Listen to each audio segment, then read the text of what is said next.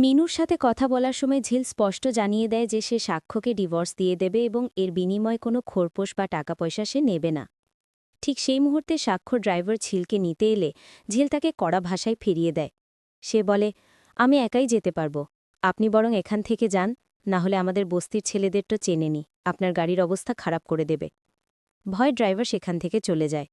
এরপর ঝিল যখন নার্সিংহোমে চেকআপের জন্য যায় সেখানে চৈতির সাথে তার দেখা হয়। চৈতি ঝিলের শরীরে খোঁজ নেয় এবং বলে যে সে ঝিলকে দেখতে ওদের বস্তিতে যেতে চেয়েছিল। ঝিল বারণ করেই বলি সেখানকার দুর্গন্ধ চৈতি সহ্য করতে পারবে না। উত্তরে চৈতি জানায় ডাক্তার হিসেবে সাক্ষ্য যদি যেতে পারে তবে সেও পারবে। এরপরই চৈতি আসল কথায় আসে। সে ঝিলকে ডিভোর্সটা দিয়ে দিতে বলে যাতে তাদের বিয়ের আলোচনা এগোতে পারে। চৈতি আগে থেকেই ডিভোর্স পেপার সাথে এনেছিল, যা সে ঝিলের হাতে তুলে দেয়।